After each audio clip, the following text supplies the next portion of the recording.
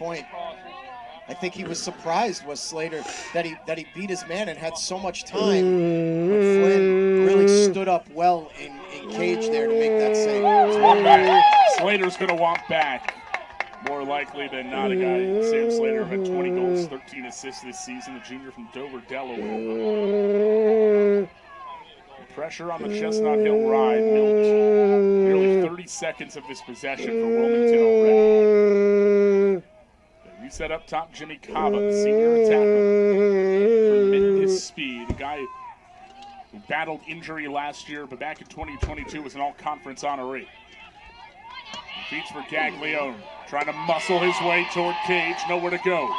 Strong defense from Evan Farlow. You can play very well. I mean, the 1 versus 2, Wilmington's 1, Chester Hill's 2. Out for X. Feed for the cutter. Shot missed wide, and the big hit delivered after the fact. Threading the needle was Jacob Herman. And then the hit stick was laid. Yeah, Stinson, really extended himself to catch that great pass and tried to Wilmington undefeated. Catch it and not even allow it to Chestnut Hill, we had 1 loss. Cage in the basket rather, and just flick it towards goal. But he was so exposed, he really took a big shot. Unnecessary roughness is the penalty. 1 minute, releasable against Evan Farlow. And I'll tell you, if you think this Wilmington team can score when it's 6-on-6, you're out of luck. I'm getting a stop pretty much when they're a man up. They're the number 2 man-up unit in the country. 55%, over half the time that they go a man up, they score. Stinson on the wing, kicks up top for Jacob Herman. Skip feed and an errant one. Chestnut Hill catches the break of an unforced error by Wilmington. This is a good game. Man was open. Very good game, actually. Yeah. It was a great opportunity to throw that skip pass to kind of change the point of attack, and it was just an errant pass and just out of the reach. And big turnover and mistake, and really gives Chestnut Hill the opportunity to kill this man-down situation. Tommy Austin turns on the Jets on the near side alleyway. Has it inside the box. Still with about 25 seconds to kill on the penalty. No double teams yet from Wilmington. They get the speedy Nate Wilmington is a very good team. I think that is a real sign and show of respect that they Wildcats have to the Griffins, that they don't want to expose themselves and give up a shorthanded goal. Shorthanded, shorties can be a bit demoralizing. Yeah, I know it's definitely. Matthews shuffles around, and we're back to even strength. Good job by Chestnut Hill with the first penalty kill of the day. 2-2 ball game. Just under 6 minutes to go in the first quarter. There you go, just a little bit under 6 minutes. Matthews works toward cage on the far side, kicks behind to Slater. Pass it off on the slot. Recovery nearly freed up Sam Slater. Doing a lot on his own right here. Lost his footing, shuffles it with the right hand. Now it's going to roll into the corner and stays in play. Good hustle. Quinn Tracy wants to make things a little more difficult on the substitutions here for Chestnut Hill. Absolutely, that's a great point. And you just want to keep the flow, keep the rhythm, and keep the ball moving on your end. Here's the Wilmington offensive even strength after the rare failed man-up opportunity. Miles Krause works it behind. It did start the clock, but not start the clock at the same time. If you know what I mean. Carter Earl. They didn't start the clock. Right. Finds the trailer in a box. Spins back to his left. Feet to the doorstep. Knocked down. Fight for the loose ground ball. And Chestnut Hill is going to come away with those more times than not. His team causes over 10 turnovers per game. That leads the conference. And it's amazing that you can coach a team to do that so effectively well, but they are. And you just saw that instance right there. Ball was loose. 2 players went for it. One of them comes up with it, and you're right. More often than not, that's going to happen, and that just means more possessions. 2-2 game. It's a little demoralizing into the first quarter. Griffins, bounce shot, and a goal. Will Duddy, sophomore midfielder from Jersey, just weaving his way through traffic. Chestnut Hill! Griffins with their first lead. It's 3-2. Unanswered goals by the Griffins, and Duddy, as you mentioned, just kind of silky smooth, slithering his way through defenders, able to get a really good face-up shot on goal and beat Flynn. Wow, I mean, that's a really impressive 8 minutes here from Chestnut Hill, erasing a quick 2-goal deficit. This is a Wilmington team that over the last month and a half hasn't really experienced trailing that much, if at all. Their last loss came on March 30th on the road against a ranked Frostburg State team. A big face-off win for Carnell Lofton Jr. Gives them a chance on the attack. Lofton Jr. was second-team all-conference this year as a face-off specialist. One of two who you'll see a lot out there. He and Wilmington just won the draws for Wilmington. On the Chestnut Hillside, it is Wilmington just won the softball championship today. 90% of their face-offs this season. It's won there with the crowd. Last year in the Chestnut Hill. So it's raining too bad in Wilmington. Sergeant Court in the CACC final. They were just declared Herman, one of the best passers in the conference. the One of the best softball passers CAC championship. has ever seen. Let's it Softball rip. champion. Quick trigger with the left miss. And Miles Krause backs it up. Now, Sereno did a nice job covering that near post. Really didn't give him much to shoot at. That's why he's the goalkeeper of the year, I believe, Jacob. Yeah, neither of these keepers are the biggest guys. Sereno listed at 5'9", Flynn at 5'8". Boy, do they cover ground. They're supposed to play yesterday. We approach the 3-minute mark of the first. They play their angles so well. You could just see it, both of them making saves so far today. Weston tries to deep. Forced to the offhand left. Quick game of catch on the near side. Sometime yesterday, I forget. Weston and Cagliano. They beat. They kick behind. They play at 11 o'clock. Beats to the slot. Shot missed low. Bridgeport missing wide, and looks like Wilmington is going to start some substitutions, get the defense on had the save. one last feed over the middle, and that kind of defeats the purpose of subbing early. You started the break for the Griffins. They clear it successfully to Cooper Jackson. Near side, goal line extended. Hammond will set things up. Noah Hammond, first team all-conference this season. 38 goals, 19 assists in the regular season. Well, I'm hoping I'll get this video the whole game, guys. Cade Johnson, Tommy Austin out there on the midfield. We'll watch the track championships at 1:30. Trailing 2-0 to 1:40, I mean. Where my friends from? trying to make moves, looking to the doorstep. One of my friends is going to be running in right to the keeper, Daniel the championship, so. Well, Flynn did a nice job there reading that pass. Almost took it right off of Hammond's stick. Flynn coming off a 13-save performance in the semifinal win against Post. Caton in transition, lets it fly. Big save, Sereno. Nearly rolled up his forearm and in, but he battered it over the top pipe. Great give and go. Caton really with a nice opportunity, and Sereno up to the challenge. Cross from the doorstep, deflected away. Feed for Weston the cutter. Off the end of his stick, it will roll to the near sideline. And is secured by Chestnut Hill. And he stepped out of bounds, did the defender.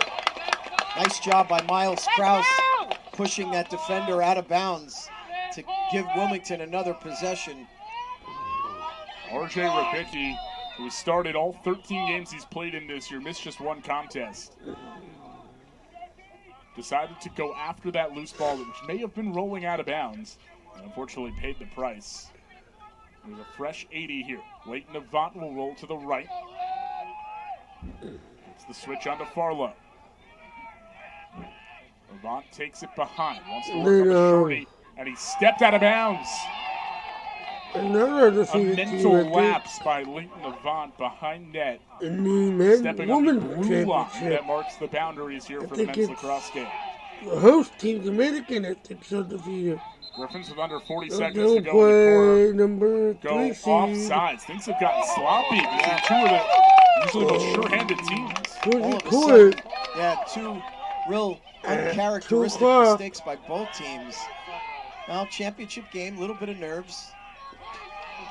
These two teams played a tight one early on this season, a 10-8 win for Wilmington. 15 seconds to go in the quarter for the Cats. Plenty of time for this offense if they can get a look. Caton darts toward Cage. The sidewinder misses up and wide. And is backed up by Wilmington. 7 seconds to work. Caton just got from the box to the cage so quickly. One last shot for the quarter. Goes wide into the corner. And Chestnut Hill will take it with a second and a half. Cosmetic at that point in the frame, but how about the Griffins? That is the type of quarter that they want it to be played. They want this to be gritty. They want it to be physical, and they want it to be low scoring, which it is. 3-2, Griffins in front through one. And a real uplifting boost for them that they were able to survive that last little wave in the final 15 seconds to not allow that tying goal. Just to give you a little bit of, impetus going into quarter number 2. But you're right. Low scoring game, dealt with the early deficit, momentum back on the side of the Griffins, and defensively, they're standing up Wilmington. They're not getting out of position, and they're allowing their goalkeeper to have a pretty good look when shots get taken. And if that's going to be the case all day, he's going to have a good opportunity to make a lot of saves. 3 saves for each keeper so far. Wilmington scored the first 2 in just over 3 minutes of game time. They were blanked for the remaining 12 minutes of the first. 3-2, Chestnut Hill leads Wilmington. We'll take a quick break before second quarter action here on the CACC Network.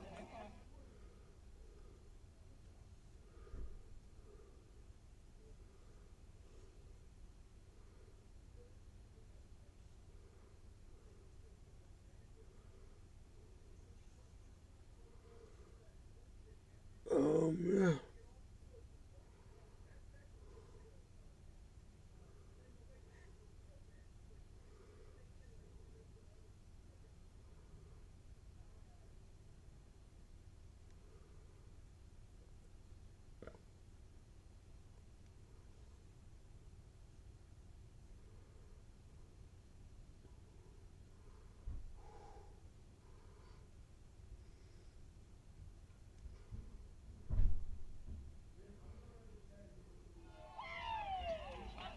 Welcome back to O'Brien Field. Jacob Kronberg and J.R. Donallo here on the CACC Network. For our men's lacrosse championship game, the Chestnut Hill Griffins lead the Wilmington Wildcats 3-2 as Carnell Lofton Jr. wins the first faceoff of the quarter. He'll let it fly, sprinting toward Cage, and it's deflected up and away by Julius Serino. Serino is not the type of keeper that is going to start flustering when you just fire shot after shot after shot. You have to be meticulous in your decision-making and find good looks against Julius Serino. Well, and as I said, the Chestnut Hill defense, they do a good job keeping players in front of them, but from what I could tell, they're doing a really good job of keeping that lane from shooter to keeper open, so Serino has good looks at all these shots. That just gives him a better opportunity to make saves. And you see it, look, Josh Weston loves that far side slot, and the goal they're shooting on. Logan Stinson on the near side. They're sealing that extremely well right now as the shot from Carter Earl is swept away once again.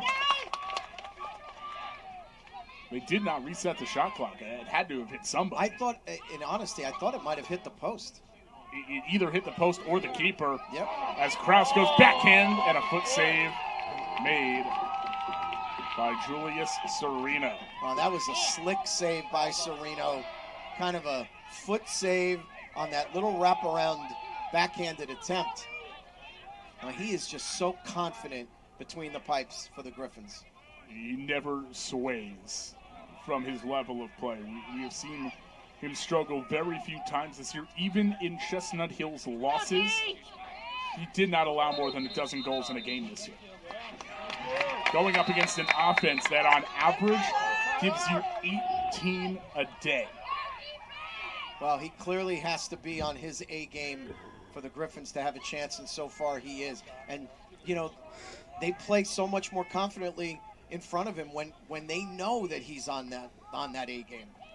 And he gives them a chance. He gives them a chance in every game. No matter the opponent, if you've got the best guy between the pipes, you're going to be in these games. And That's all Chestnut Hill really asked for. Are we competitive in this into the final minutes where we just need to make 1 or 2 plays offensively to come out in front? There's another stop for Serena.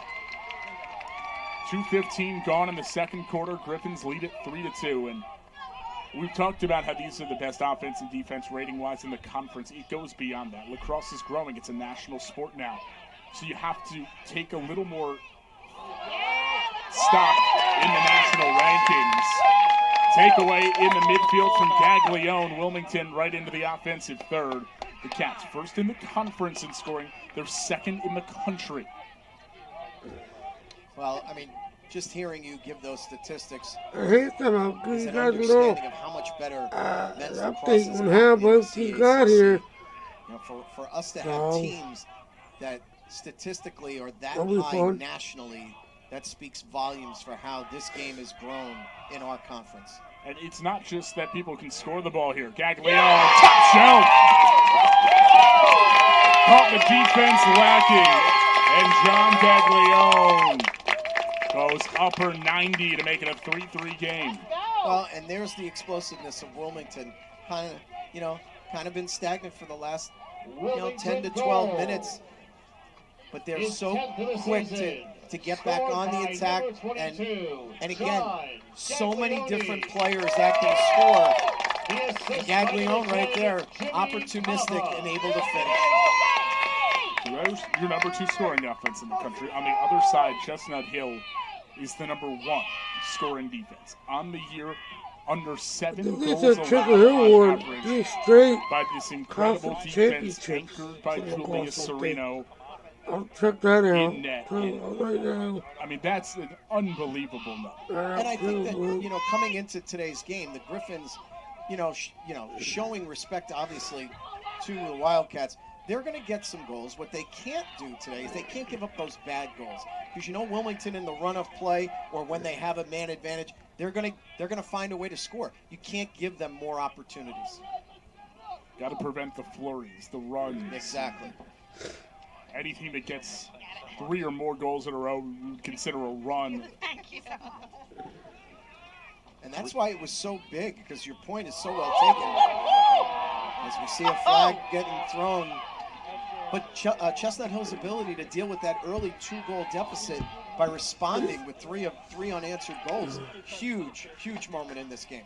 We've got a free and easy possession here because they'll be going man up if they don't put it in the back of the net. Come on. Yeah! They tried to force it to Hammond. He lost the handle and the stick. Ball hits the deck. Wilmington picks it up, and the Griffins will go a man up for the first time in this one.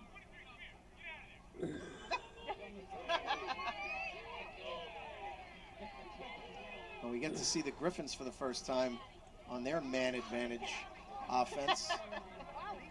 Chestnut Hill 5th in the CACC with a 36% hit rate on their extra man. We saw them get a stop, kind of on an unforced error from Wilmington. If they can find a way to convert here in the 6-on-5. Zach Wallen is the culprit, so a minute in the sin bin for him. With 10:38 to go in the quarter. Nate Matthews on the left wing. Kicks up top for Duddy. Plays a little bit of catch with Tommy Austin. Now they go for Hammond and behind to Slater. Hammond, who we haven't really seen take a shot yet. Swings it in a clockwise fashion and a ball reversal for Duddy. Still 30 on the man up for the Griffins. Hammond far slot. Kicks behind, they skip up top. Duddy opts out, man open, shot, missed wide. Great look for Nate Matthews. That was phenomenal work to catch the defense sliding and spinning and free yourself open. Still 20 to work. You need a little more urgency here. Ballerini behind, goes to Matthews in the slot again. Finds the fader in Cade Johnson.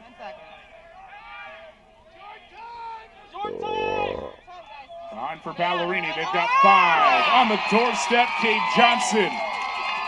Multi-goal game for the senior attacker. He's got 23 scores on the year now, and they used nearly that entire man-up possession, and that's what they can do. They have no problem using the full clock because they don't feel that pressure that much. I was just going to say, Jacob, that was textbook ball movement by the Griffins.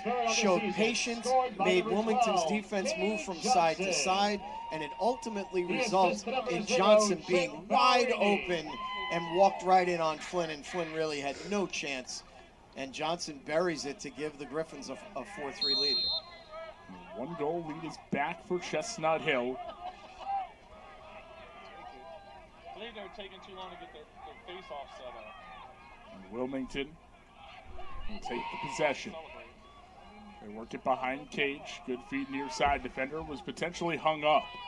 With the quick ball move of Wilmington, they like to pass their way through things from behind. You're not really going to see too much dodging without a screen around the crease.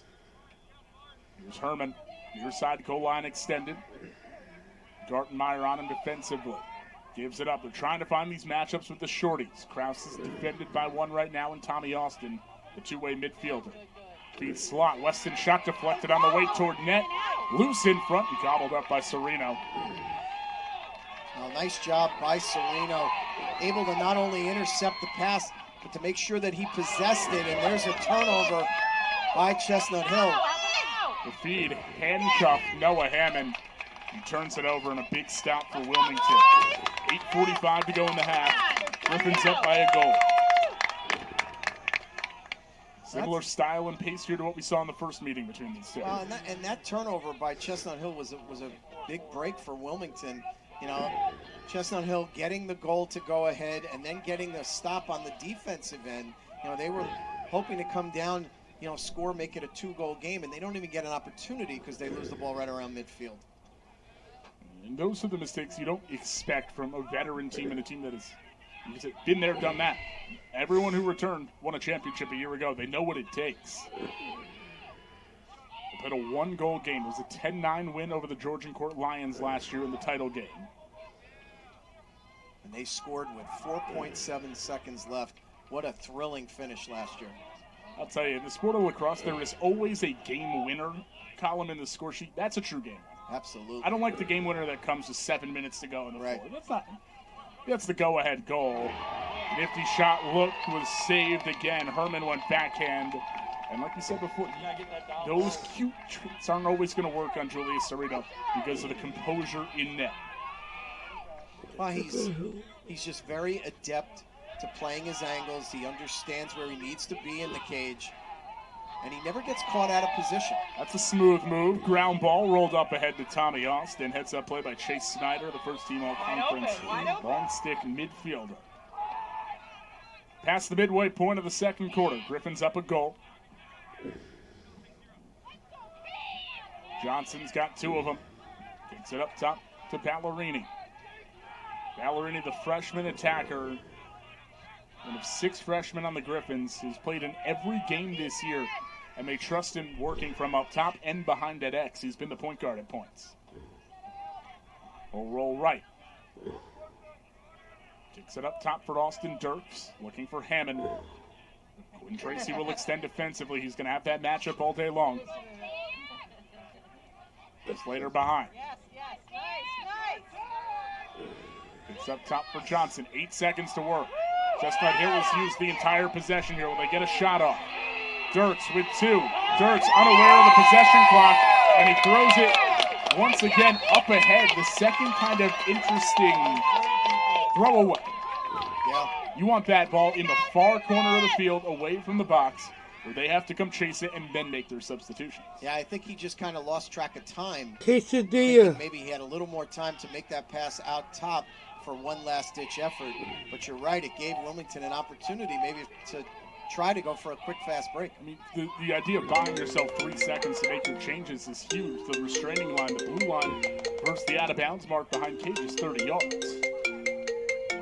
No. I don't think these guys are running many 3.5 40s. What? They're fast, don't get me wrong. What? They're not that fast. Chance from the slot, saved by Serino. Wasn't clean, loose rebound in front. 2 Cats hit the deck, but a Griffin comes away with it and will start to break the other way. It's just for Huge what? ground ball there by Evan Farlow. Give me some orders right there, please. Transition chance, long ball opts out of it. Hammond looking for Slater, the cutter. Couldn't handle it. He stepped into the crease. falling away. Great transition defense from Wilmington as Chestnut Hill kind of got caught with a long pole down there instead of a third shorty. That's good transition work by both teams. I think Chestnut Hill did a great job of getting out from the back on that save, and Wilmington did a terrific job getting back and not allowing an opportunity. Griffins force another turnover. This is a Chestnut Hill team. We've seen a lot, kind of those forced passes to the doorstep. They score primarily on assisted goals. There are not many isolation scores. This team, over 8 assists per game on just about 12 goals. 2/3 of their scores, a little better than that, come in the assisted fashion. Well, on the Wilmington side, it's closer to 50%. Well, and I think it's a great point, and it says a lot about both teams, how they play offense. Chestnut Hill, you could see, they want to use the shot clock. They want to pass the ball. And goals resulting off of assists are going to result from that. Good skip for Hannon. He shimmies off the defense. The shot and the goal for Will Duddy. Coming off that far side wing, and the Griffins with their first multi-goal lead. Well, again, good ball movement by the Griffins, and a good little two-man passing exchange to get a really good look at goal. And Flynn got beat on the stick side again. Chestnut Hill with a 2-goal advantage. They're up 5-3. Assisted by number 12, Will Duddy, 2 goals today. Did not score a goal in the semifinal win at Georgian Court, but did have a couple of assists.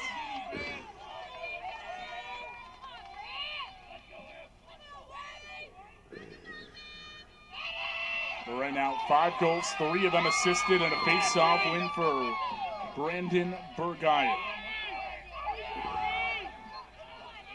Took over 260 draws this year, and he's going to stay on offensively. Trying to shrink the box defensively. Poor pass decision, and Wilmington with the takeaway. And boy, can they run. All 10 on the field, blazing speed. Priscilla hit on the shot attempt, it goes wide. Yeah, great transition by Wilmington with a really good opportunity by Matt Priscilla. Stinson has it poked away. Stinson being defended by Daniel Grubb. This is, according to the coaches, best on best in the conference. Your offensive player of the year and your defensive player of the year. And what Grubb has that maybe not every top defender on team does, it's the mix of size and speed. He is 6'3", 240 pounds listed, but he can move with these attackers. Well, and he's going to try to just stay right in front of Stinson as often as possible today. Hard to get it through him. Can't throw it through him. He's between the goal and the ball. Kraus goes up top for Herman. Jacob Herman, 22 goals, 41 assists this season. He was first team all-conference.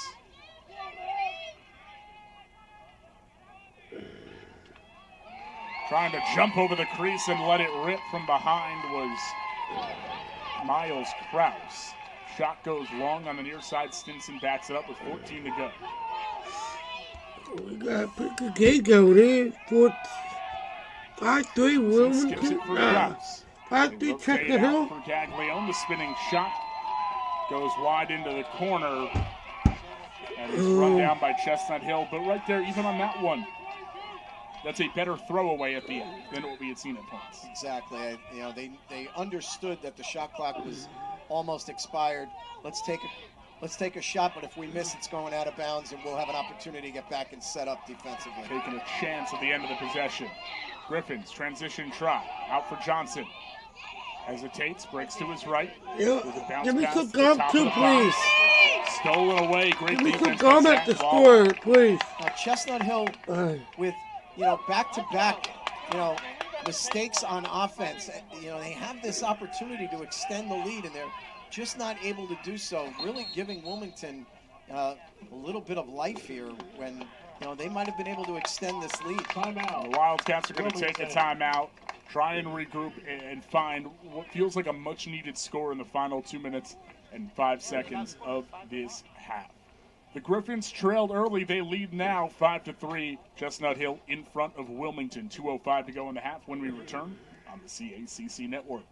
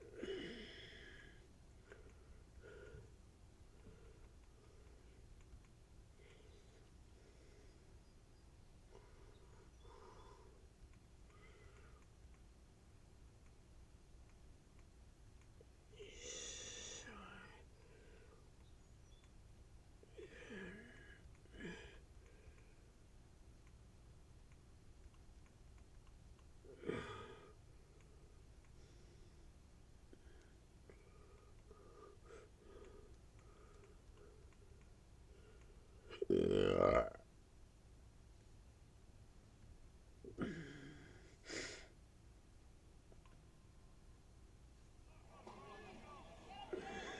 Griffins lead the Wildcats here on the CACC Network. Men's Lacrosse Championship Sunday alongside J.R. Donallo. I'm Jacob Kronberg. Thanks so much for spending part of your weekend with us. Wilmington with the ball out of the timeout, down 5-3. Cats have scored just one goal since there were 11 minutes to go in the first quarter. Say no more. TJ Caton from the corner of the box, rolling all the way to the right, lets it rip, and he's got a 2-goal game. Both goals coming in that fashion. Well, and you know, it's almost kind of strange to say that, you know, with 1:56 remaining in the first half in a 5-4 game, that was a crucial goal. But I think that was a crucial goal for Wilmington. They needed to stop a little bit of momentum and get some momentum offensively for their own before this half ends. This is fun to respond to the game. So I don't know anybody on either team to have on any roster. A guy who, depending on the situation of the game or the day, can either sacrifice on offense or not. He is the all-time ground ball leader in this program's history, but also a guy whose offensive numbers are good enough to get him a Player of the Year award. This is a very good game. Just under 100 goals in his career, 46 career assists, and then what he does on the defensive end, he'll do that every single time he can step up offensively. He does what he did. There's a much-needed goal. Yeah, I mean, Why not the video make big plays. Caton made a huge one right there. We got two of the Wildcats, 4 goals. It's a 1-goal difference. 1:15 to go in the quarter. Defense hung up. Now they slide out as Slater bounced near side goal line extended. Sam Slater looking for that inside edge, how he scored in the first. Can't find it. Kicks out Austin. They swing on the far side. Kate Johnson. Moving down to the right, stymied away by Zach Wallen. They go to Hammond at X. Noah Hammond uses his size and then throws a poor pass out intended for Ballerini. 15 to go for the Griffins. Late in the possession clock once again. Ballerini with 10. Squares up his man. Starts left, spins right, lets the shot fly and misses wide. Sam Slater backs it up, and with 5 seconds to go, are we going to see them dump it into the corner this time? I think they're going to give it one last shot. Let's see. Slater bouncing it out and then throws it into the corner. That's a perfectly executed shot clock violation. For those of you who can't see me at home, which is everyone, I have quotes up on violation there. Under 30 to play for the Cats. Trying to get one to knot things up at 5 going into the break. You've seen it all year. It takes Wilmington sometimes 6 seconds to score. They can be that good, and they'll put it in the stick of Caton, who's a one-man clear when you need him to be. Caton, what an athlete. Made his way through everybody. He fired a good shot. It missed long.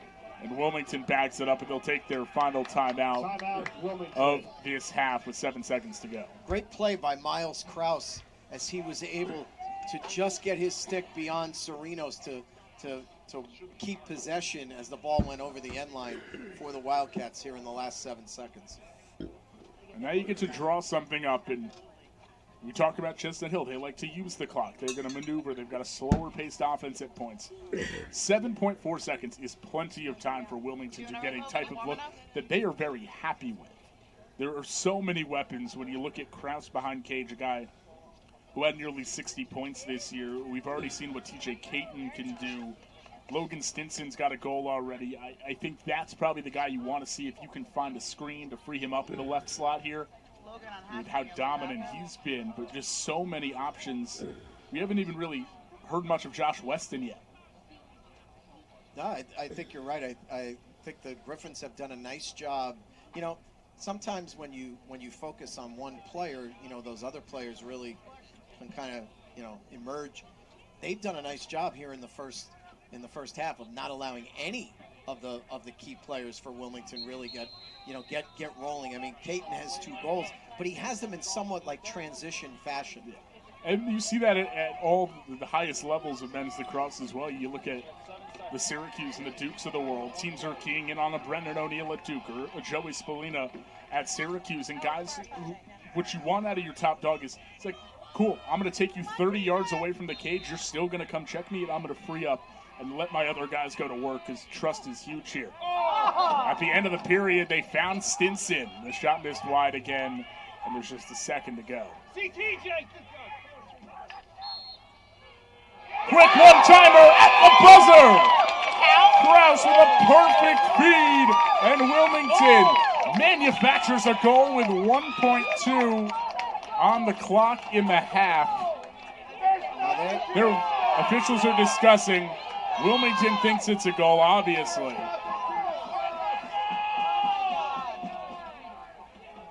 I think it's going to be hard. No, they wave it off. They wave off the goal, and the Cats are irate.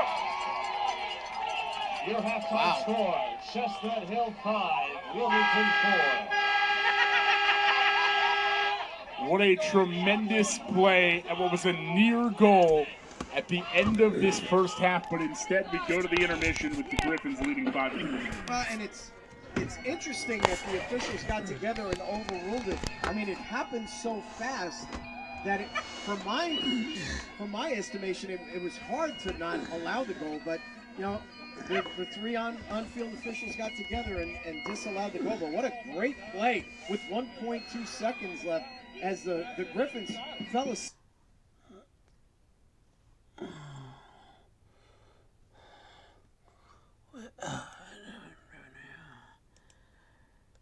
Hey everybody, I'll give you guys a little update. Chestnut Hill won the last 3 conference championships. And they beat Wilmington 2 out of the last 3 championships. They beat them in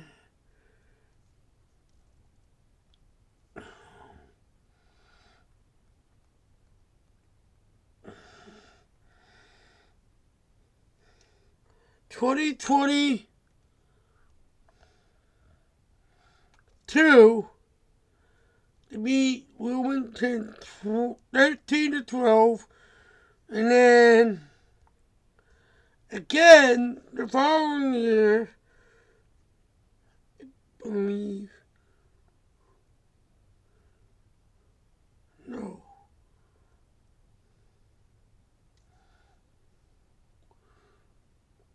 Wait, they beat them in 2021, I'm sorry.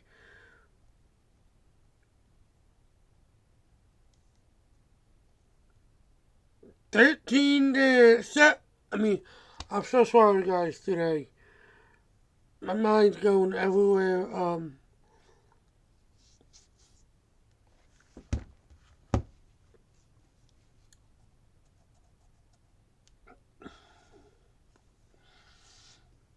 So, in 2021, Chestnut Hill beat Wilmington 17-9. And then, like I said before, in 2022,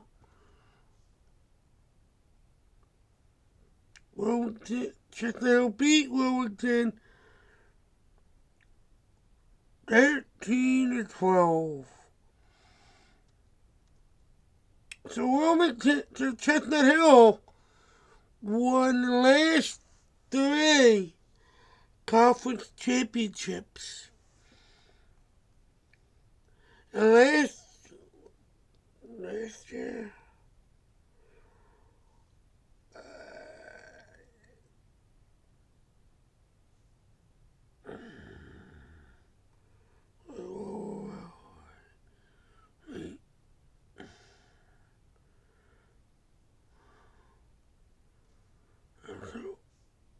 I think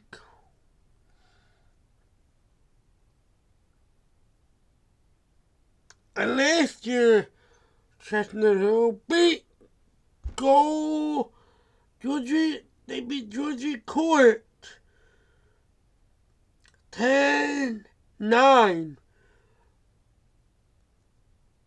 So Chestnut Hill and Wilmington are no stranger to playing each other in the CACC lacrosse championships.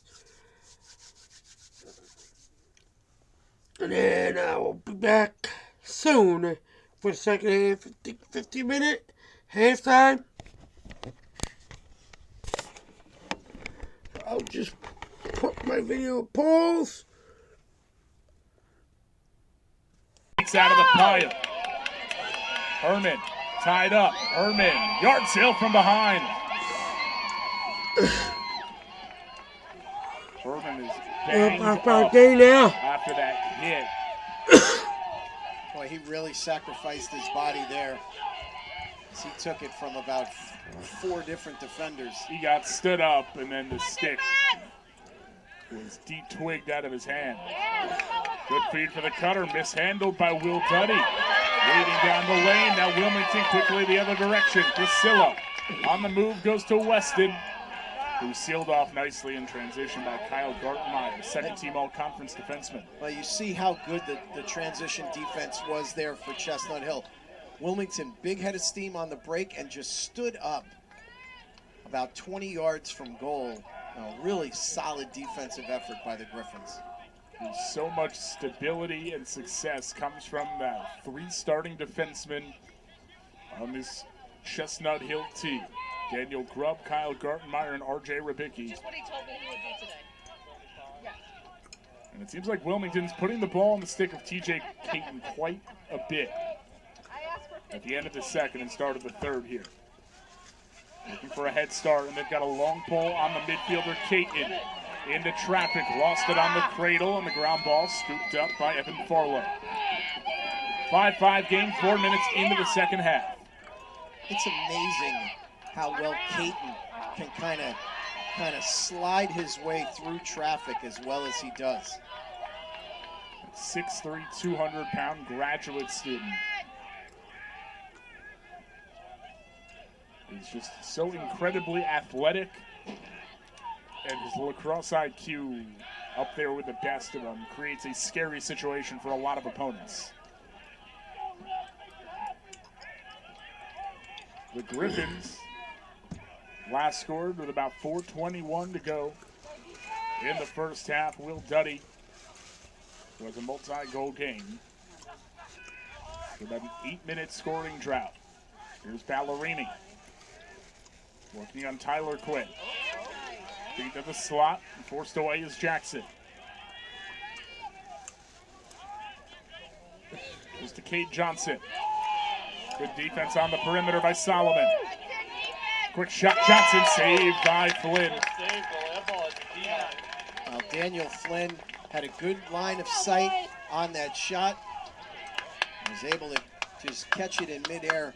And, you had mentioned the scoring drought. I mean, Chestnut Hill has gone a long time without getting a really good shot on frame in a while. We saw a couple of unforced errors at the end of the first. Into now 5.5 minutes of scoreless lacrosse in the third. Avant with the hesitation, trying to find Herman coming out of the box, nearly threw it into his own bench, but Jacob Herman runs it down. Wilmington's all-time leader in assists. Gives it to Avant. They kick behind Krause. Stinson and scores! Great pass from behind the cage, and Stinson had it in his stick for like half a second, and out it came top shelf as the Wildcats go out in front. If Stinson's hands are free enough to load and let it rip, there are not many keepers in the country who are going to stop the shot of Logan Stinson. The guy who has been first-team all-conference all 4 years. He's been a member of the Wildcats. He is their all-time leader in goals with 194. Their all-time leader in points with 272. This guy is an X-Factor. He has had an incredible career at Wilmington, and he would love to cap it off with his first ever championship. Well, and we're mentioning the scoring drought for the Griffins. It's now 3 unanswered goals for the Wildcats that have spanned over probably maybe maybe 12 minutes, 14 minutes of actual play between the second and the third quarter. But you could just sense that Wilmington has done something defensively that really has Chestnut Hill kind of bottled up at the moment. Austin feeds far wing, shot from Johnson missed wide. Yeah, Wilmington's defense is looking much more locked in, and we said it at the end of the break, even though that goal was disallowed, it can put you on another level of intensity on the field because you're like, oh, we should have had that one already. You can step up the play, question mark dodge, shot goes high from Slater. Right on the far side, Wilmington's got it.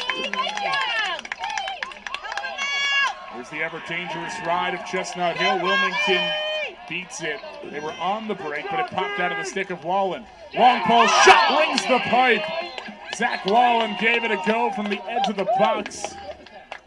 And he had Serino beat there, but it rings off the left post. I don't know if you saw it, but Logan Stinson, during that little melee, he was imploring Wallen to slow down and set it up.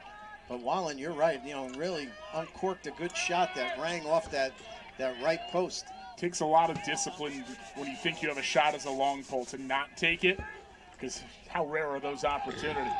Well, especially when you have so much real estate in front of you like you did in that instance. Krause with the defense hung up, passed out of it a little earlier than expected.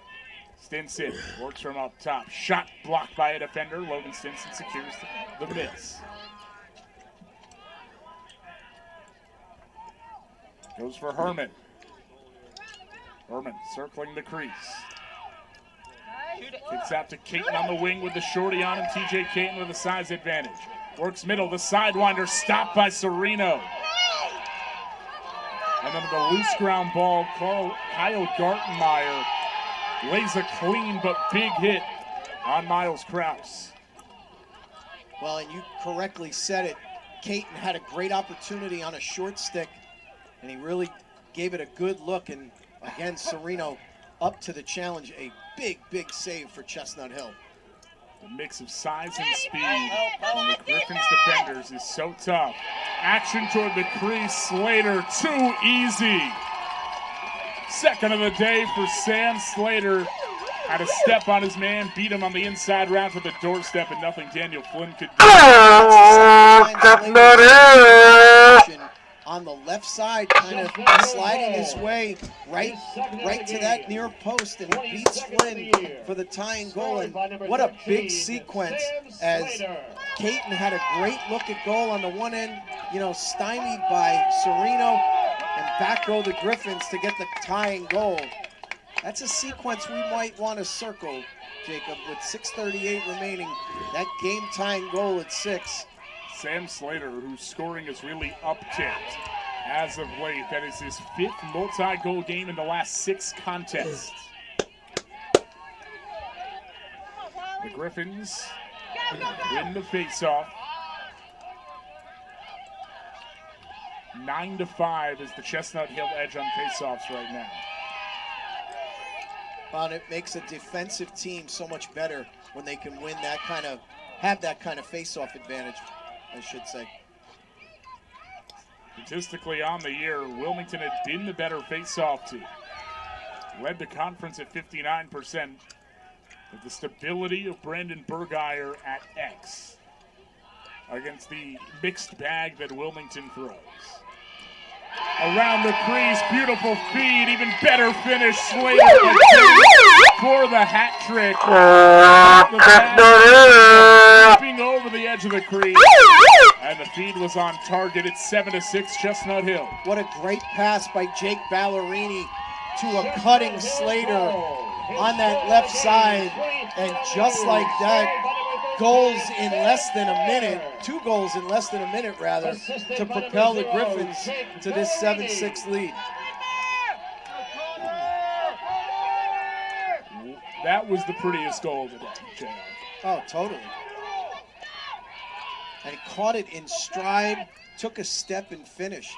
The body control midair too, as he had to jump the crease. You can't run through it as an offensive player. Had to jump the crease to make the pass successful. and another face-off win for the Griffins. And that was a little more unconventional as they were kind of kicked it into their own defensive end of the field, but they were still able to come up with it. And again, it puts them back on the offensive end. Bergeier was 52% on the year on faceoffs. That's the whole up to win that fourth straight championship. 10 of 15 today.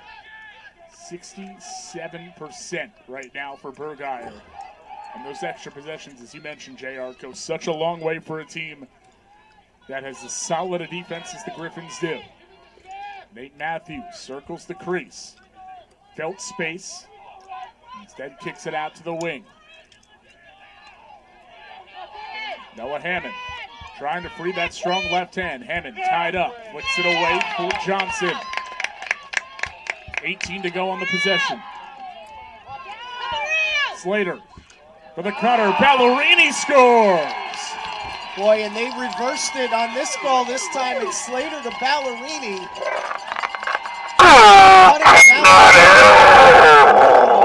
Catch and shoot in one motion. And the Griffins, 3 unanswered goals in about 2 minutes.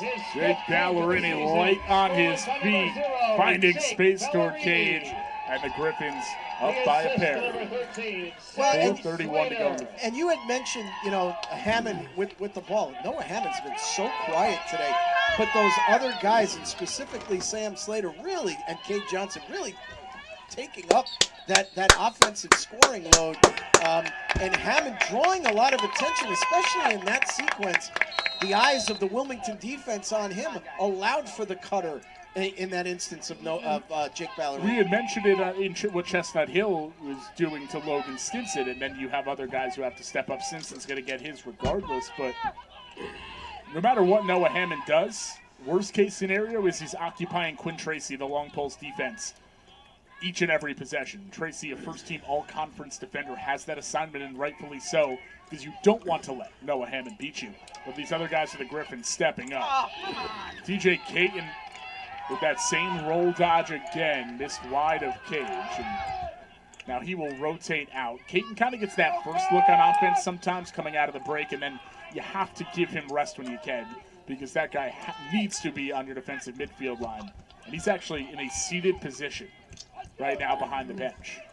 He's been on the field an awful lot here in the third quarter. The Wildcats have an answer. Carter Earl spins near the crease. Double comes. Earl breaks it. Earl shot goes high, and he's hit again. The size of these Griffins defenders, you look at the starting three. Daniel Grubb, these are their listed numbers. 6'3", 245 pounds. Kyle Gartenmeyer, 6'3", 230 pounds. And then R.J. Rebicki, 6'1", 200 pounds. Those are some big dudes out there when they lay a hit on you. Totally. And it makes you think twice when you advance to goal. And not only that, but when you expose your body when you're shooting or catching, you know you're going to get hit. Wilmington with 5 seconds to go. Herman on the move. The bounce shot is picked off the turf by Sereno. Julius Sereno has a dozen saves with just 6 goals allowed. Defense hung up. Griffins have it behind Cage at X with Slater, who's got a hat trick already. He'll pause there as they switch their midfield lines. Now the defense extends on him. Ryan McCary with the defense. They kick it out to Duddy. Duddy being forced away from Cage, resets beyond the box for Cooper Jackson. Now it's Ballerini, who's been involved in the last 2 scores. Veering left, spins back to his right. Jackson straight away, thought about the shot. Instead calms things down. 25 to go for Chestnut Hill. Once again using the majority of the possession clock.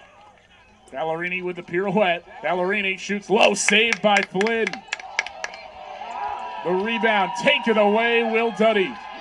Fresh 60 for the Griffins with under 2 to go in the third. They lead it 8-6. I'm not sure why the shot clock didn't reset. There was clearly a save, and Duddy scores. Duddy kind of lulling the defense to sleep. The shot clock bounced back up to 60. And the Griffins will go out to their largest lead today. Wilmington, who had come out the first couple minutes, first 5-6 minutes of this quarter, looked like the better team in this half, and Chestnut Hill has stood up to the task. It's four goals in just under 5 minutes by Chestnut Hill to get this 3-goal advantage. And they have just kicked it into a different gear, Jacob. Didn't score for first 8 minutes of this quarter. It was a big fight for the face-off. Shuffled through the legs of Bergeyer and secured by Chase Snyder, the long-stick midfielder. Tripped up as he got the pass away, but here's Chestnut Hill into the attacking third. There's championship pedigree up and down this Griffins roster. They have won the last 3 CACC men's lacrosse titles. They'll come into this one as the 2 seed. As the 3 seed. Taking on the 1-seeded Wilmington.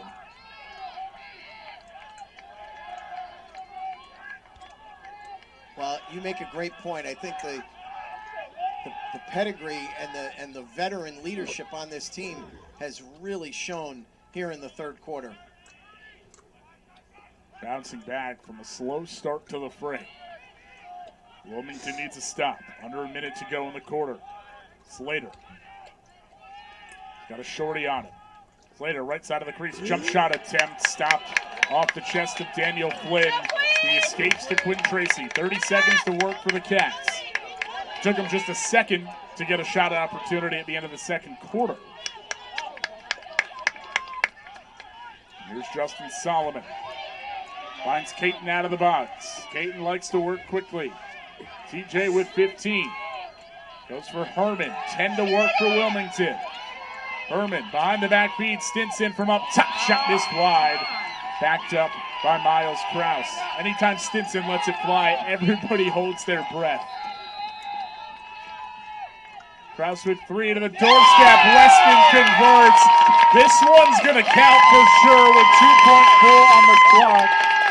But the point guard, Miles Krause, from behind cage with pinpoint accuracy, making it a 2-goal game on the Weston score. Boy, that's the second time, as you mentioned, that they were able, out of almost like a set play, to go from behind the cage to Weston cutting to catch and finish all in one motion. And a huge goal for the Wildcats to trim this deficit to 2 right before the end of quarter number 3. Miles Krause, the Baltimore, Maryland native, has been a staple of this Wilmington team for 4 years now. Quick win on the faceoff. The shot will not get off in time from Connor Widener, so it goes 9-7 at the end of 3. Just want to finish it. Miles Krause, third all-time in Wilmington in assists. He has played in 52 games in his career for the Cats and making some big plays here at the end of the third. Chestnut Hill 9, Wilmington 7. 15 minutes of regulation and maybe more to decide a champion here on the CACC Network when we return.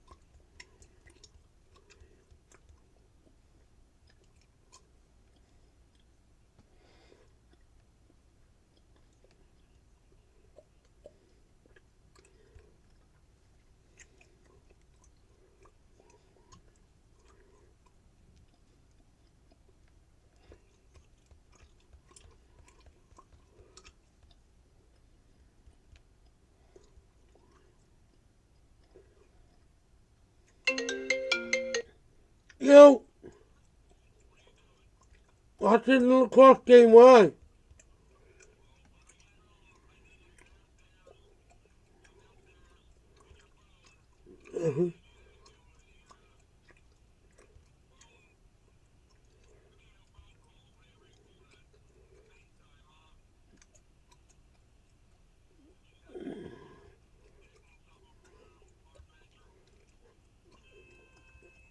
Yeah.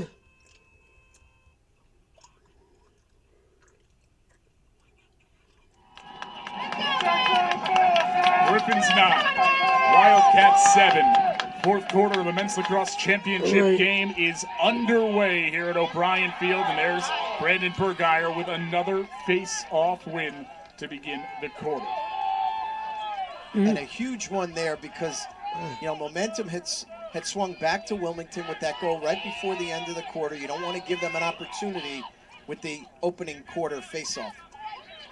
Griffins looking to win their fourth straight championship here in the CACC. Wilmington looking for their first, and right now a team that is getting votes in the national polls in the Inside Lacrosse poll. Wilmington is number 20 in the country.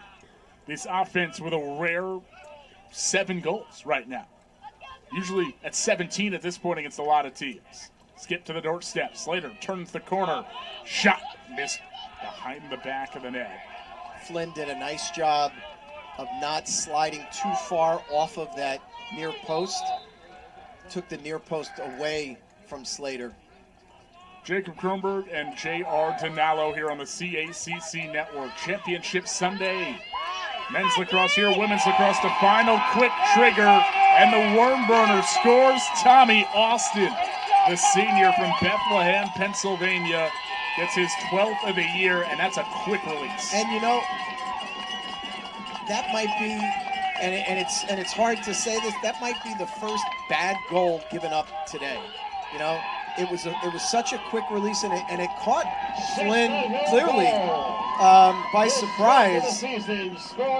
But a big goal for Tommy Austin. This is a Griffins team. So much about the defense. The offense has been really sharp today in this championship game, but they rely on their defense. And the type of team, it's like, if we score a dozen goals today, we probably feel really, really good about winning.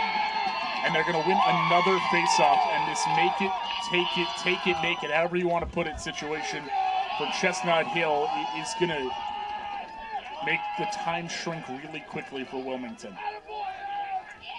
Because not only do the Griffins like to already milk clock, now they're doing it where it's helping the entire situation of the game. Yeah, great point. And I think having this 3-goal lead, anytime they have the ball, they want to bleed 70, 75 of the 80 seconds off, and it just minimizes possessions here in the last quarter. Here's Jake Ballerini with Wallen on him. Beats the cutter, hamming around the screen to the doorstep. Beautiful play in the finish for Cooper Jackson. Noah Hammond with his first point of the game, rolling left, threading the needle, and Cooper Jackson punches it home. A 4-goal lead for Chestnut Hill. Up 11-7 with 13:10 to go. And you see, for the first time today, the body language on the Wildcats, a little confused, a little dejected as Chestnut Hill scoring 2 goals here in the first 2 minutes of the fourth and final quarter to take their largest lead of the day, 11-7. And the point you made, Jacob, when they have this lead, they're going to be tough to catch. They win faceoffs. They're really gonna control the shot clock. It's tough to overcome a 4-goal deficit against a team that gave up less than 7 goals a game on the year. And look, Wilmington is not like every other offense this team faced. As powerful of an offensive unit as you'll find, that they have met their match at points today. Herman loses his footing. Trip really wasn't called. Caton will roll right. TJ Caton with 2 goals. Trying to feed the crease turn of Kraus, and he threw it past everybody, out of bounds in the corner. Griffins take over with 12:36 to go. And Serino, what a slick little play on that pass, where he came off of his line and just did enough to discourage and make the offensive player throw a bad pass across, resulting in that turnover. And look, the lack of goals, missed shots happen against this incredible defense as Caton forces the takeaway. Stinson, the trailer, quick feed, tic-tac-toe, and a score. Caton to Stinson to Weston, and the top trio of the Wildcats get him on the board here in the fourth. And Stinson, you know, we talk about everything that he does offensively, but it was the back check right around midfield resulting in the turnover that led to that fast break advantage, and then a nice give and go to Weston for the goal. Well, stopping the surge from Chestnut Hill and trying to breathe life back into the Wildcats. How about the senior goals leader in the CACC trusting his freshman teammate? Nobody finishes better than Logan Stinson does, but the faith in the first-year Josh Weston to convert that goal when Logan easily could have let it rip himself. His attacking line mate who actually broke his freshman scoring record this year. And then as we get back to action, another huge face-off win for Chestnut Hill and Brandon Bergeyer. Bergeyer's been nearly automatic. +6 on the face-offs are the Griffins. They lead by 3, 11:40 to go in the fourth. Kick behind for Matthews. Swinging up to the wing, Jackson. A goal and an assist today for the Ontario native. Goes for Hammond. Hammond for Slater. Priest shot and a goal. Another beautiful pass by Noah Hammond, who had 19 assists in the regular season. He finds Slater, who is finishing everything today in the lead back to 4. And what a great job by Hammond to draw 2 Wilmington defenders and then still make that pass to a cutting Slater who catches and shoots in one motion to beat Flynn. All of a sudden, goals are coming in bunches here in the fourth quarter. 12-8, already a higher scoring game than the meeting in the regular season between these two. That Wilmington won 10-8. Much needed face-off win for Connor Widener, the sophomore from Warwick, Rhode Island. 24th of the year. We've seen Wilmington score in flurries this year. It has not come to fruition yet today, but you can never count out the number 2 scoring team in the country.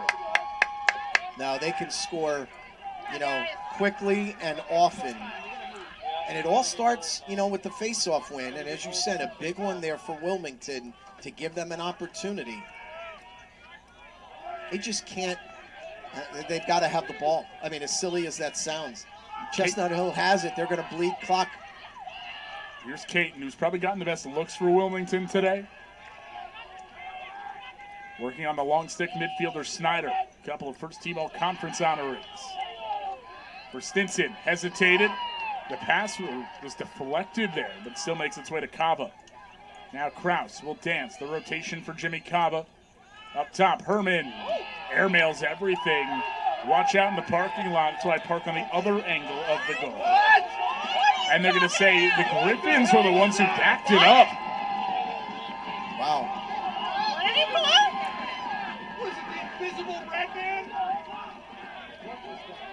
Wow, that's an interesting call by the officials there. That is a game-changing call. Chestnut Hill breaks the pressure. They loft it over the top of the defense for Evan Farlow, who finds his attack and allows for Chestnut Hill to get the offensive middies on.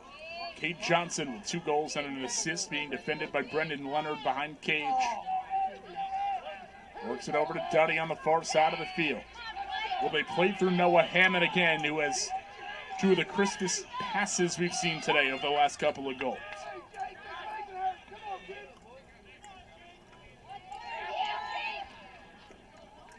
Ballerini working on Tyler Quinn, the short stick defensive midfielder. Spins through, and Ballerini toward Cage. Low shot with the left. He finds Twine, and the Griffins up by a handful. And I think Ballerini just lulled the defender to sleep, looking like he was going to spin and throw it back away from the goal, and he just was able to stop on a dime and turn, and he surprises Flynn with a low shot, and the largest lead of the day for Chestnut Hill. We knew how good this defense was. We hadn't really seen how good this offense was against a really good team, because you look at the other ranked opponents, they scored just 2 goals at Seton Hill, just 3 at pace, only 8 against Wilmington last time they played them. So this team, we talk about championship pedigree, and playing like they've been there before today. 9 minutes to go, up by 5. The largest lead of the game, and it's getting toward crunch time for the Cats. Leighton Avant out of the box, goes to TJ Caton. The 2023 Conference Player of the Year, heavy shot saved by Serino.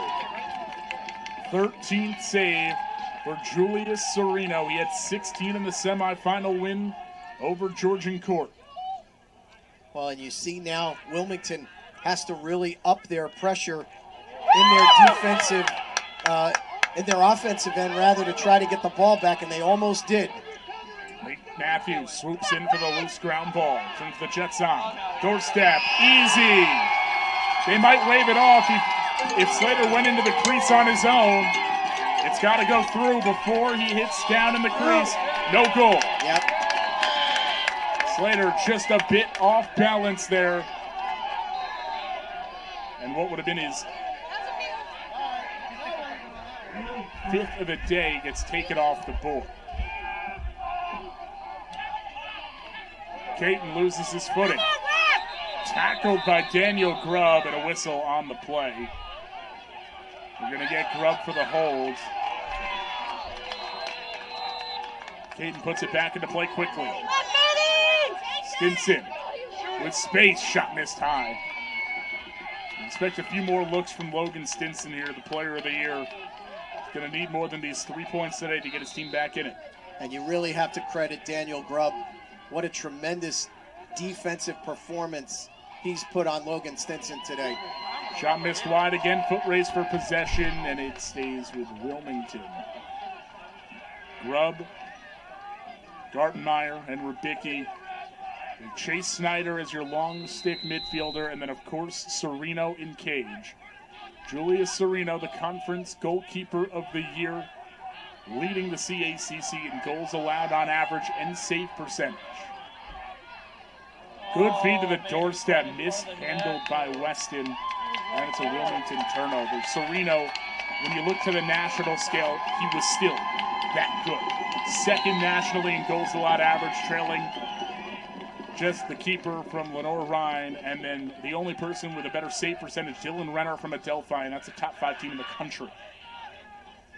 Yeah, he's had just an exceptional season, and as you said in the opening, replaced the previous CACC goalkeeper of the year in Austin Jones. And that's what you see the elite programs of college lacrosse do, though. Goalkeeping, rare to get more than 2 years as a starter, because they want you in as a youngster. A lot of red shirts freshman year from goalkeepers, and you learn from the guys above you. You get experience in practice.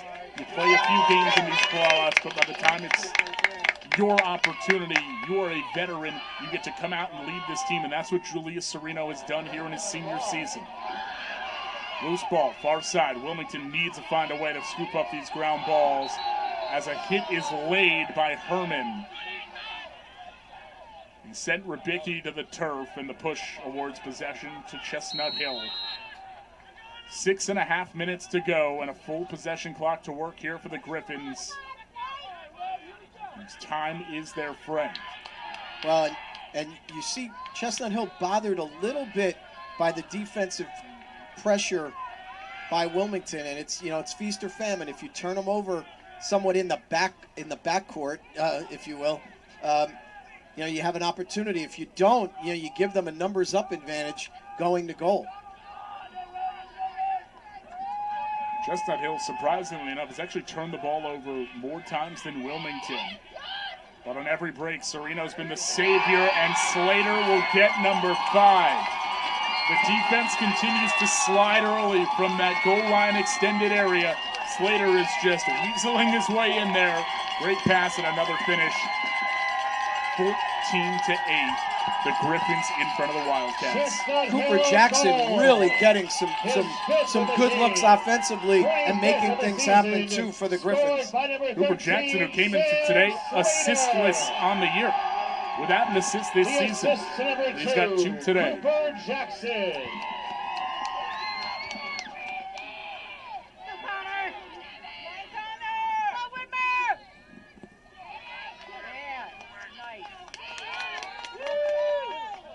Wilmington wins the face-off. They throw it away, sending it to the back line of defense. And instead of Slater working toward net, they'll drift behind because, once again, time is the Griffins' friend. Great point. I was going to say it before you did. I mean, that's such a veteran move by Sam Slater. Not trying to force it, just bring it into the corner, let his guys, join him on the offensive end and bleed more clock. Slater playing keep away with the tight defense and McCary on it. LeBron. Kicks it out to Cade Johnson. Still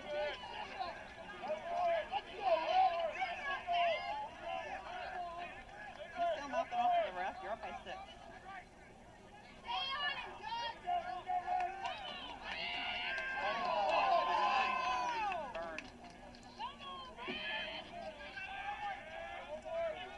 Chestnut Hill just trying to play a little keep away. Now they let it go. Slater for 6. What is Sam Slater on? The junior attackman had just 20 goals throughout the entire regular season, and he goes for a sock trick in the conference championship.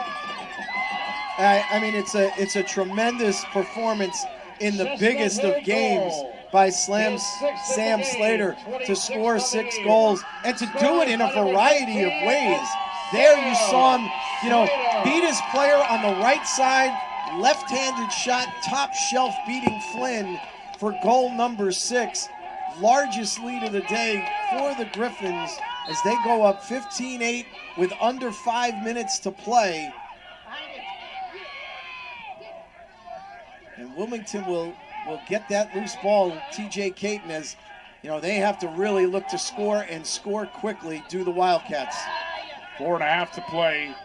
Almost getting doubled up now. Quick trigger for Leighton Avant. Soft shot missed wide. May have been deflected by a defender's stick. And Miles Krause backs it up.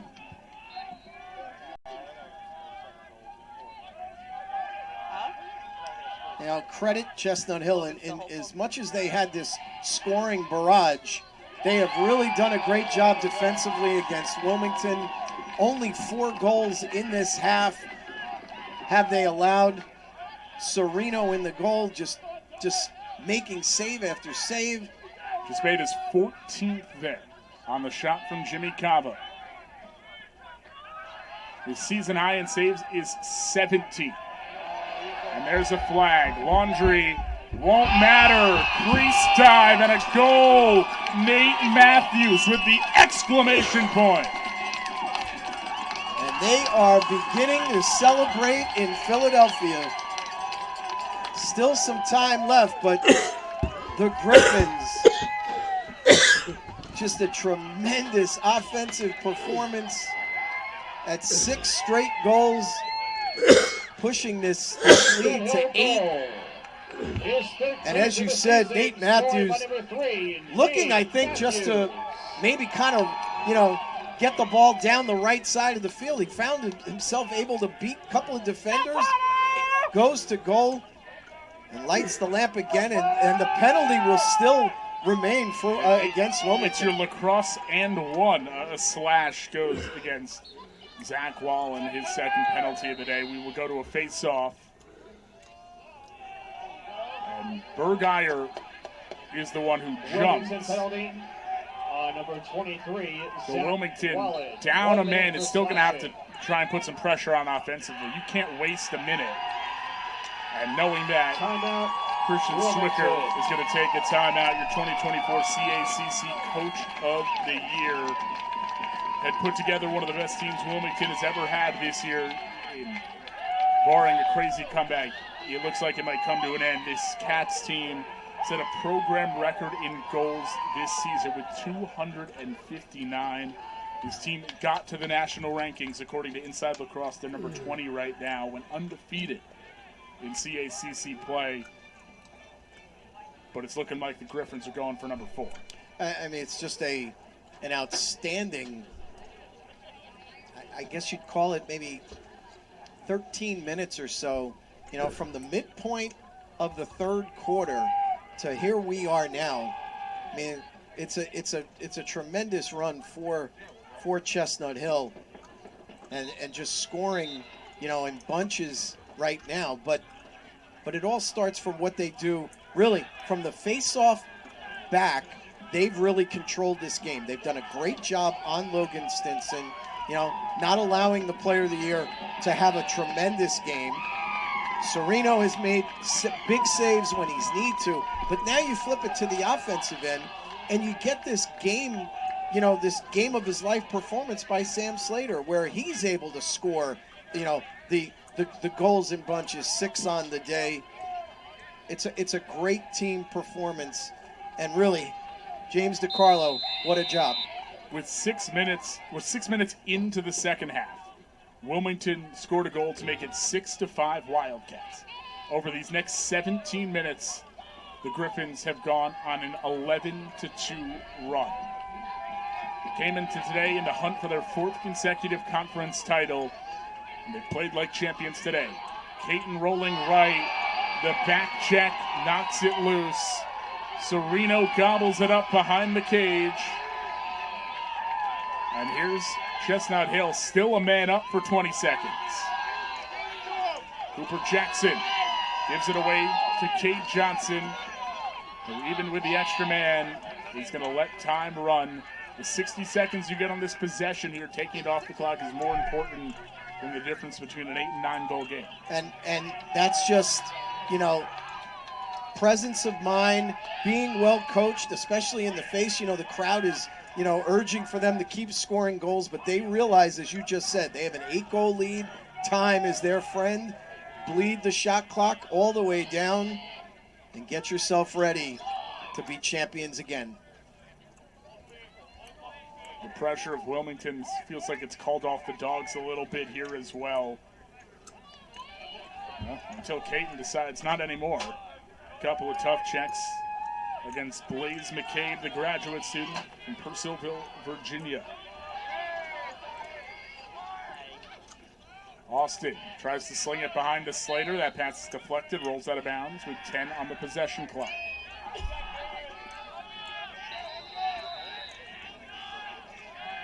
Slater, inside move, Slater shoots and scores! 7 goals for Sam Slater. And his career performance continues. And the Wildcats just have no answer for Sam Slater today.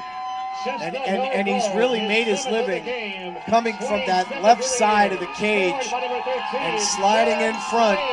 And 7 goals on the day. And as you just said, a career performance by Sam Slater. 7 goals on 11 shots. 2 of them were wide of the cage. Flynn's only gotten him twice. And with under 2 minutes to go, Wilmington having a tough time picking up the ground ball in the face-off. Carter Earl is detwigged from behind. I think they're going to get a hold on it first. Yep.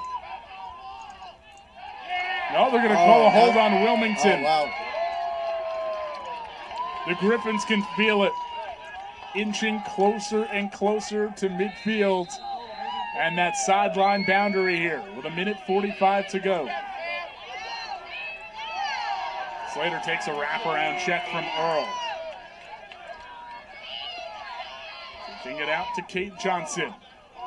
The Chestnut Hill Griffins, 10-4 on the year, lost just 1 conference game. It was to these Wilmington Wildcats back on April 3rd. That was a 2-goal loss. And their second-year head coach, Jim DiCarlo, not just looking for a repeat, but looking for their 4th straight. Came into today probably as the underdogs. With how good Wilmington had been this season, But Chestnut Hill, in a close first half, came out in the second half here and was dominated.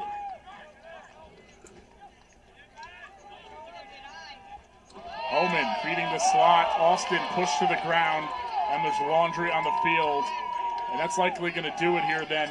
Once this touches the ground, it'll enact the penalty. And a fresh 60 will go on the possession clock, just 45 on the game clock. And the Griffins can play keep away. Well, congratulations to Coach Swikert and the Wilmington Wildcats on a great season. You know, undefeated in conference play. Just a tremendous year for Wilmington lacrosse. And they ran into a buzzsaw here in the second half from Chestnut Hill. They've done everything right, and certainly, you know, are very, very. It's right that they're going to wear the crown today. A team, a program built on defense. Top caliber defensemen, great long stick midfielders, and an absolutely incredible goalie throughout the entire year in Julius Serino. And today, it was also the offense that came to play. Noah Hammond was playing with it on the near side. He, Johnson, and Matthews, the starting attack, getting ready to party. The Griffins, for the fourth time in a row, are your CACC men's lacrosse champions. And there's a dynasty going on in Chestnut Hill. They win it 17-8. Just a tremendous second half, as we said. You know, Victor goes the spoils, and I mean, 4 times in a row. And wow, Sam Slater, what an unbelievable performance by the junior. 7 goals on the day as they run to their fans and celebrate. Phenomenal victory for the Griffins. Doesn't seem to get old for these guys. This one looks like it needs just as much as the previous 3. As how can you ever get sick of winning?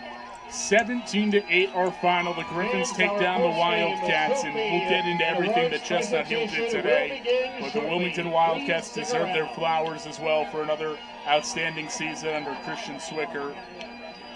20th in the national polls right now are Wilmington. They go undefeated throughout the regular season, make it here to the championship, but ultimately fall short against, as you said, a buzzsaw that is Chestnut Hill right now. And you just look at the Chestnut Hill guys right in front of us here, celebrating with their fans.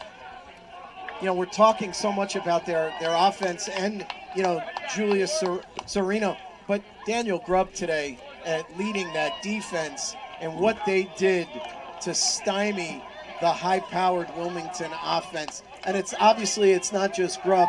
Kyle Gartenmeyer,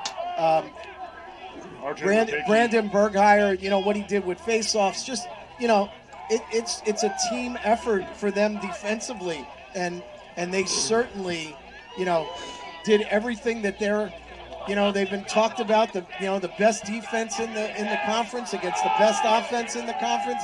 Well, today, chalk one to the defense. They say defense wins championships. It's what Chestnut Hill has now done 4 times in a row. You go into the 3 facets of the game. That's why there's thirds on the field. The attacking third, the middle third, the defensive third. Start in the middle on those faceoffs. You mentioned it. In Brandon Bergheyer, he wins 15 of them today after winning 60% of his faceoffs. In the semifinal game, you get more possessions than your opponent. You got a whole lot more chances to score. We knew about the defense. The nation knew about the defense. They needed to know about this defense. And then the keeper, Serino, holding the number 2 scoring team in the land to just 8 goals. And then the most surprising of the 3 today was the attack. 17 goals. The second most they scored in a conference game this year, and they do it against a really talented Wilmington team, and it was all led by Sam Slater with his career performance. Yeah, I'm somewhat blown away by the defensive effort of Chestnut Hill today, and how well, soccer coaches use a term, they say keeping your shape. And they kept their shape today. They never chased the ball. They really stood Wilmington up at a lot of times today. And you and I both said, Serino really had a clean lane a lot today. He had a clean lane to see shots. That was huge for the goalkeeper. He was able to see a lot today and able to stop a lot.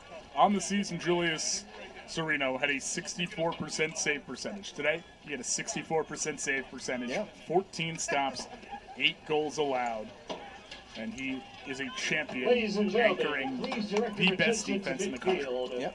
And Commissioner Dan and you know, Mera for today's CACC Men's Lacrosse the Championship game, Award you know, ceremony. you talked about game of runs. First up, Well, a round of the applause biggest this run year's for runner-up, Chestnut Hill happened the towards the end of the third University quarter Wildcats. to about midway through the fourth quarter, where that's where this game really was taken from Wilmington. They end on a 12-2 run, bookending the final 9 minutes of the third And the now, entire let's fourth honor the quarter. 2024 They were CACC incredible as we Men's get ready Lacrosse Championship to All honor Tournament the team. championship-winning The Chestnut only Hill member Griffins. who is not in attendance for today's game All from tournament Post, team being Robbie released McCray. right now. It is going to be littered with names from these two teams. Now, for the members who And are then in the only attendance for outside today's championship game. player is Robbie McCrane from the Post Eagles. From Robbie, who led the Wilmington, number regular 99, season in Logan goals this year Stinson. right in the CACC. He's going to be Also on our from all-tournament Wilmington, team number this 17, year. Jake Herman. From the Wilmington Wildcats, who were on the south side of this And from the championship Wildcats, game, number 26, TJ Logan Caton. Stinson, TJ Caton will make it, and Jacob Herman will be the 3 representatives from Wilmington. Some of what they did this year, Logan Stinson is your offensive player of the year. 3 points today. Jacob Herman had 5 goals in the semifinal. He was second in the conference in assists this season. And then TJ Caton, Mr. Do-It-All. Oh, and Caton today, you know, when Wilmington was right offensively, he was the man. He was the leader of their offense. And credit Chestnut Hill again. You know, they did a super job on Stinson. They really shut down some of the supporting cast players. You know, Jake Herman had 5 goals in the semifinal win over Post. You know, I think he had a goal today. It's a really just solid defensive effort from the Griffins, and you see the sportsmanship between Number the two 13, teams. Sam Slater. Just a great finale to a really good men's lacrosse season here in the CACC. Yeah, and there's so much respect between these two schools. They've met in big games before. They are probably destined to meet Also from the Griffins, and more going number forward. 14, We're starting Daniel to Grubb. hear the rest of the all-tournament team here as the rain starts to pick up a little bit over O'Brien Field. On the Griffins side, you start with these guys on the defensive side of the ball in Julius Sereno and Daniel Grubb are going to be members Number 0, of this all-tournament Jake team. Pellerini. Obviously, you got to look at the man at the face-off. Brendan Burgeyer is on the all-tournament team this year for Chestnut Hill. And then what we saw from this trio of guys on offense today in Jake Ballerini, 2 goals, 2 assists for the freshman in his first year playing like a veteran. Sereno. Cade Johnson, a couple of goals today. He had 5 in the semifinal win. A balanced part of this attack all year. And then our MVP, which seems as easy a one to pick as we've had in a long time, in Sam And number Slater. 44, 7 goals, 1 Brendan assist. A Burgeyer. career day for Sam Slater, the junior attacker who took things into his own hands here on the offensive end. Yeah, he was tremendous. You know, from start to finish. You know, he came out blazing to start the game, and he certainly finished it well. You know, the exclamation point, the last goal in the game. You can't say enough about Slater. You know, the junior from Dover, Delaware, which is kind of ironic, isn't it? But From Chestnut Hill College. just a great performance today. How he stepped up. In 14 regular season games this year, Sam Slater had 18 goals. In 2 postseason games, he had 9. Stepping up when the moment matters, and that's why he's the most outstanding player of this championship tournament this season. Well, and you just said it, you know, great players, you know, find those moments and credit now, Slater, let's and you not present only the that, CACC I think you have to Championship credit trophy and in a way. You have to the credit Noah 24 Hammond. men's lacrosse He has been champions, the Chestnut Hill offensive player, if you will. Griffin. But he did a good job of being that decoy, drawing players to him and finding guys like Slater and Johnson today. Hammond deserves a lot of credit for taking that supporting role and really flourishing in it. Sometimes it's hard for players who are, the go-to guy to kind of understand that other teams are going to take him out of the game. Hammond understood and appreciated what his role might be today and flourished in it. I mean, I think he had 3 assists on the day and all just great ones, big goals for his team. So hats off to Noah Hammond as well.